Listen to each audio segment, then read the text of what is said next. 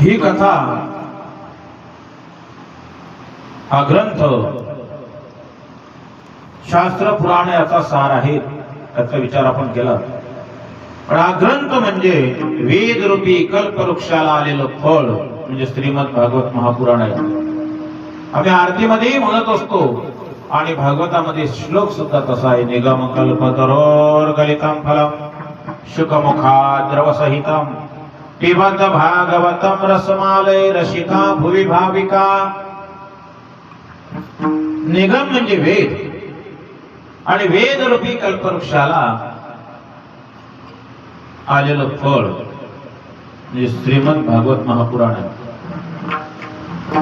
आणि हे जे फळ आहे हे फळ सर्व अंगानं श्रेय आहे, त्याज्य नाही. रसभरीत आहे, गुणभरीत आहे, वैराग्य भरीत आहे. त्याच्यामध्ये रसही आहे, गुणही आहेत, लीलाही आहेत, वैराग्य आहे आणि ज्ञान. आणि कृष्ण कथा ही प्रेम कथा आहे. याचबरोबर या प्रेमाच्या पाठीमागे त्याचं वैराग्य सुद्धा आम्हाला अभ्यासलं पाहिजे.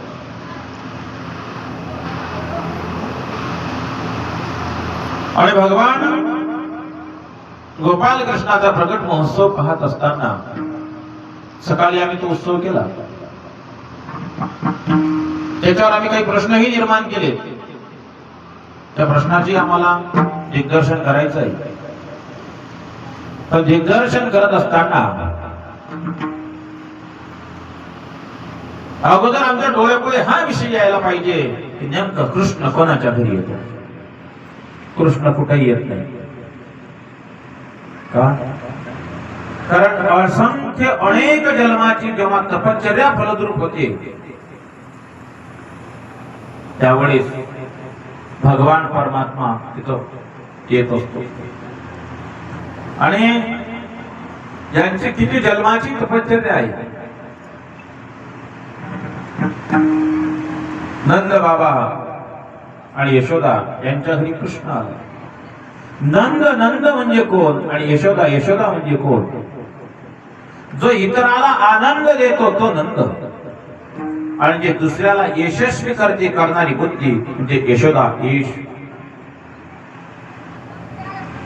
आणि त्या नंदाच्या घरीच आनंदमय परमात्म्याची प्रगट महोत्सव आहे. तो जन्माला नाही आला आणि तो अवतारालाही नाही आला.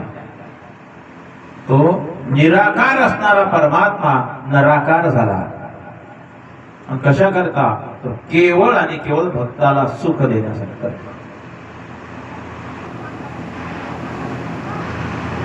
कारण ते राम असेल तरी तो निराकार होता, कृष्ण असेल तरी तो निराकार होता, वामन असेल तरी तो निराकार होता. समयानुसार त्याला आकार घ्यावा लागला आणि आपल्या भक्ताला सुखी करावं लागलं, आनंदी करावं लागलं. आणि या भगवत भक्ताला त्यांच्याकडे कृष्ण आला. कृष्ण आमच्याकडे काय येत नाही, त्यांच्याकडेच काय येतो? कारण कृष्ण त्याच ठिकाणी येतो त्या कृष्णाला कोणीतरी बोलावणार असते. आम्ही कृष्णाला बोलवत नाही म्हणून तो आमच्याकडे येत नाही. आणि कृष्ण येण्याचं कारण आहे की दैत्याचं पापही तेवढंच असलं पाहिजे आणि भक्ताचं पुण्यही तेवढंच असलं पाहिजे. जसा मानवाचा जन्म पाप आणि पुण्य समान असल्याशिवाय होत नाही. पाप पुण्य समान समी तै तथा विजय कर्मभूमी जय पडे विषमी तै स्वर्गगामी का नरकी. नाथ बाबा भागवतामध्ये बोलतात पाप आणि पुण्य समान असल्याशिवाय नर शरीर प्राप्त होत नाही. तसं भगवंत निराकार असणारा भगवान तो निराकार व्हावा असं जर वाटत असेल तर मग पापही पाहिजे आणि पुण्यही पाहिजे. पुण्य कोणाचं पाहिजे? भगवत भक्ताचं. पाप कोणाचं पाहिजे? दैत्याचं. महाराज प्रश्न आहे आमच्या डोळ्यापुढे आता की अलीकडे अत्याचार भ्रष्टाचाराच्या माध्यमातून पाप भरपूर होऊन राहिलं आणि सप्ताहाच्या माध्यमातून पुण्य भरपूर होऊन राहिलं. आता देवाने यायला नको का? देव जरूर येईल, एका सेकंदात देव येतो. पण देवाला मात्र अजून बोलावणारी यशोदा आणि नंद त्याला अजून दिसून नाही राहिला, म्हणून देव अजून येऊन नाही राहिला.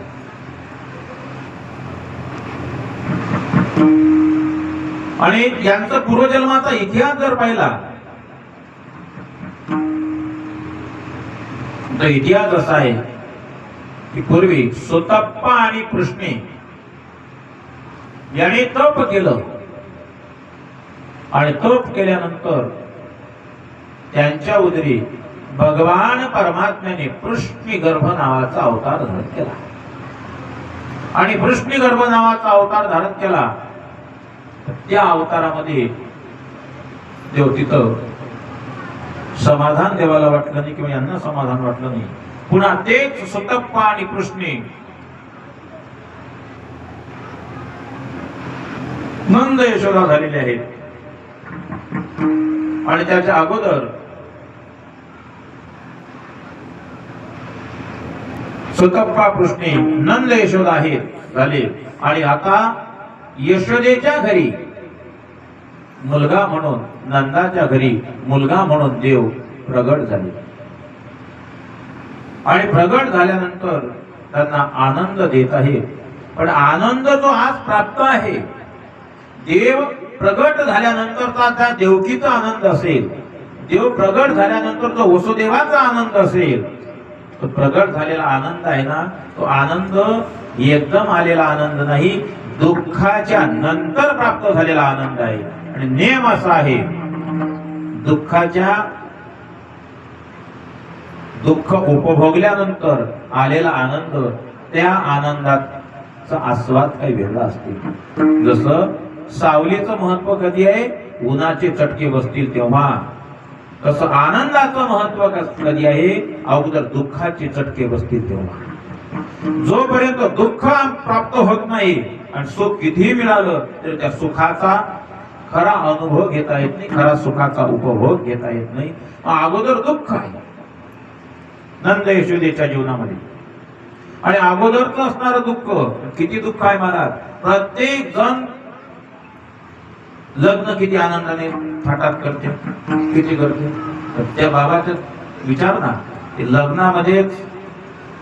लग्नामध्येच विघ्न झालं ना एरवी. आणि लग्नाचं तर असं आहे महाराज, आता तर फॅट झालं म्हणत अॅनिव्हर्सरीचं. हॅपी अॅनिव्हर्सरी 85 वर्षाची होती तरी हॅपी अॅनिव्हर्सरी. आता हॅपी तेरवीचा कार्यक्रम आला तरी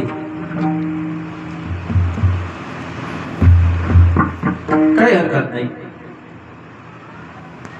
पण एवढाही लग्नाचा आनंद असताना मला एक सांगा, देवकी आणि वसुदेवाला लग्नाच्या दिवसचा आनंद घेता आला काय? मग त्याला लग्नाचा आनंद घेता नाही आला. अरे ते लौकिक आहे, पारलौकिक अलौकिक असणारा परमात्मा त्यांच्याच घरी येतो. सुख किंवा आनंद तिथंच प्रगट होतो जिथं दुःख असते. पण अगोदर पूर्वाश्रमीमध्ये दुःख माणसाच्या जीवनात आलंच पाहिजे. पूर्वाश्रमीमध्ये दुःख आलंच पाहिजे.